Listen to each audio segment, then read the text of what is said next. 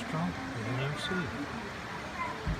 Getting ready for our next adventure on the Appalachian Trail to start right early in the morning.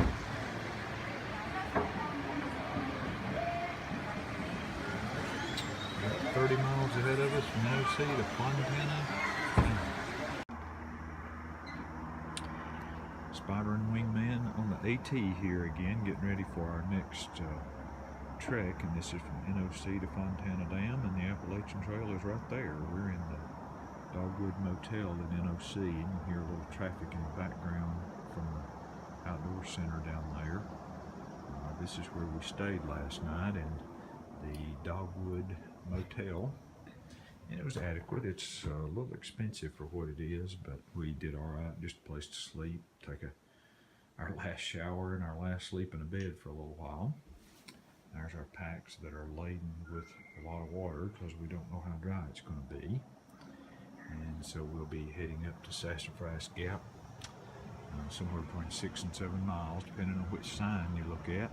But we'll be heading up there, and hopefully we'll give a little bit more detail as we climb out of this gorge. We ain't even got out of sight of the river yet, and it's already beautiful. Probably will be a lot of nice rock formations on the side of this gorge. Somebody's building a little pedestal fort, something or other, to probably stop the water from running off. It'd be great to find in a rainstorm. You could get out of the weather. Beautiful rock outcroppings here right outside Nantahala Outdoor Center.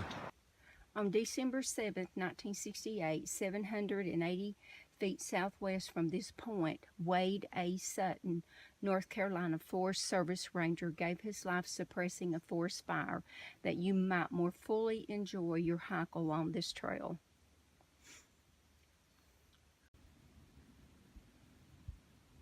We're about 3 miles into our hike now. And it gets a little steeper all the time. Down below there's gentle upgrades and some switchbacks, but then it gets up here, it gets pretty steep. I'll try to show some of the steepness. This is not. This kind of flattens out here, but it won't be long. It'll turn back up. We're at about 3,000 feet. Got to go to 5,000 before the day's out. So I ran into a guy a minute ago that said water's scarce. So a little trickle at Sassafras and a little at Cable Gap, and he said that's about it that he knows of. So we'll have to watch that as we go.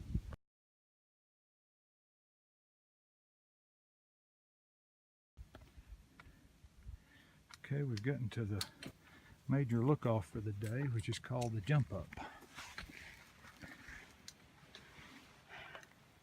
And beautiful view it is. I'll try to get around in a minute and get some footage that's got the lake in it. I believe it's down under the foliage there.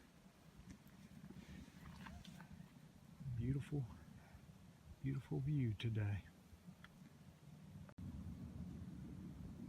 Here we have a little better view. You can see the river down there here from the place they call the Jump Up.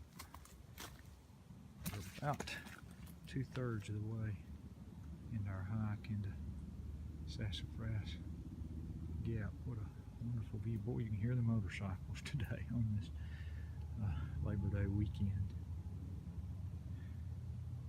It's a wonderful sight from up here. We're going to have us a protein bar to kind of refuel ourselves here, and then we'll head for Sassafras Shelter. And the tales of it being dry up here are true. It is dry.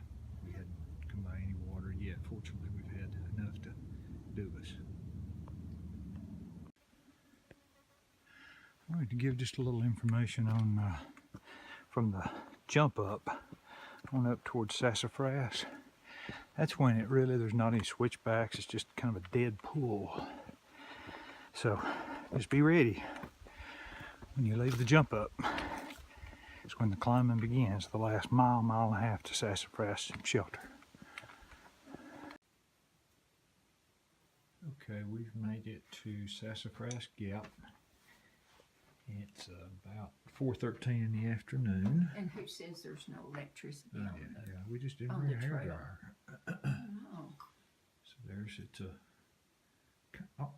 kind of a 3-level shelter there, and It's a big shelter, a whole lot of people. Privy is out this way, and the water is close, but water is very slow moving right now. We've had a bottle, got to set a bottle under it, and then we'll bring a bag up here and filter it, and then go back and do that all over again. So you can get water, it's just going to be slow.